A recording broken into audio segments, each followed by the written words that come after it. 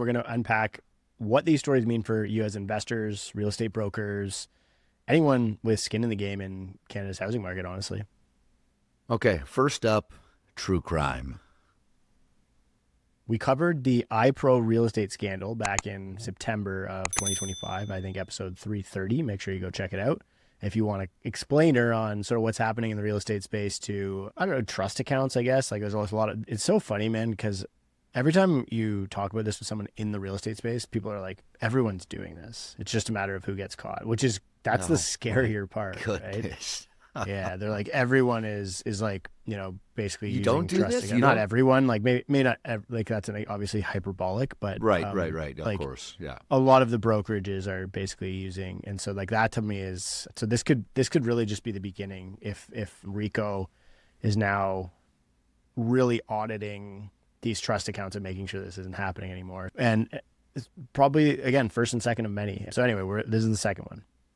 Yeah. And you're right, Dan. I mean, there's probably many more. First, we saw iPro, which we did a full episode on. That was, I think, over $10 million. Now, SaveMax. Let's jump into this article and get started here. This is from the Star, and it's titled "RECO Suspends Freezes Accounts of Mississauga Real Estate Brokerage After Finding $2.7 million unlawfully dispersed from trust accounts." The Ontario regulator is also proposing to revoke registrations for the SaveMax brokerages and the two broker of record. So RECO immediately suspended 4 SaveMax brokerages and froze their accounts after discovering $2.7 million unlawfully dispersed from trust accounts, the regulator announced Tuesday. It also proposed revoking registrations for the Mississauga brokerages and 2 brokers of record. So an investigation that prompted this, and this investigation, Dan, was back in December of 2024, and it was verified that there was bad things happening. The money was, quote here, typically replaced before the end of the month. Okay, so I'm just borrowing it for a little bit, and we're going to explain what a trust is and all that kind of stuff. So stick with us if you don't understand what that is right now. We're getting there. But when brokerages are required to complete a reconciliation of the real estate trust account. However, RECO noted that the disbursements are clear and repeated breaches of the Trust in Real Estate Services Act that dates back to 2002. The unlawful distribution funds were used outside of the terms of the trust, including for loan payments, property management service, taxes, credit cards, vendor services, and ski dues. Look at that. No, I'm just kidding about that last part. But may as well. Why not? Throw something crazy in there. Don't just pay off your credit card bill. If you're going to take the money, do something fun. Go double it in Vegas. Yeah, it is funny though. Like they say it's typically replaced by before month end. So no harm, no foul. Brokerages, yeah. But that's where a lot of people were. That's what I think. That's where when people say a lot of brokerages are doing this, it's sort of like this cash flowing thing that they're doing, which is not. It's wrong. It's illegal, but apparently it's relatively common. So I think this story isn't over. So this is the biggest trust account mess up since the iPro Realty scandal, where originally it was $10.5 million went missing, the worst trust account breach RECO has ever seen. It's also the third time we've seen trust money mishandled in the past year, with RECO suspending Home Life Today Realty and some of its people back in December. What's different this time is how RECO handled it. They jumped straight to suspensions, and this is the new sort of RECO after the provinces sort of come in and told them that they can't do their job properly and they're taking over.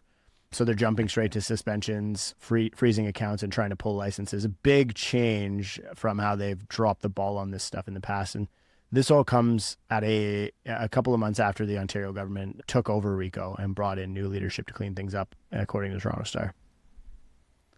Yeah, the regulator said the trust accounts requirements are meant to protect consumers and ensure real estate transactions close. And given any deviation, that represents a serious breach. Okay, these funds are meant to be held in trust strictly for their designated purposes, which are to secure deposits, facilitate the completion of these transactions, and be dispersed in accordance with the terms of the trust. They are not to be used for things like operating expenses, cash flow support, investments, or any other purpose outside what the law expressly permits, which is what I said. Keep them in there to secure deposits and facilitate transactions. So a statement released Tuesday by SaveMax Real Estate Inc. and Ramon Duas said the brokerages are cooperating fully and proactively addressing each matter raised.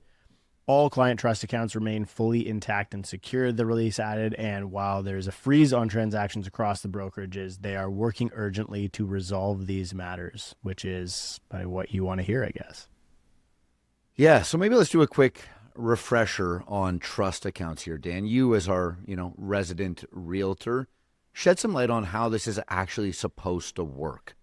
Yeah. So basically, it starts with a deposit, right? So when you buy a property, you put a deposit down. The deposit shows that the buyer is serious and gives the seller confidence that the deal will close. It's usually 5 to 10% of the price. 5% probably would be average, and it's paid early, and then it's held until closing. This is different from your down payment. It forms part of the buyer's down payment later, which is the total amount that they bring on closing day.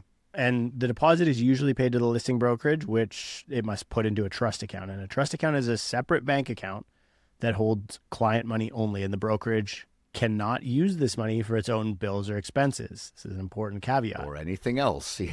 And so the brokerage tracks every deposit, and regulators audit these trust accounts to make sure the balances match the records. The system keeps the deposit safe and available until the deal closes or is canceled according to the terms of the agreement. So it's easy to understand sort of what went wrong here, right?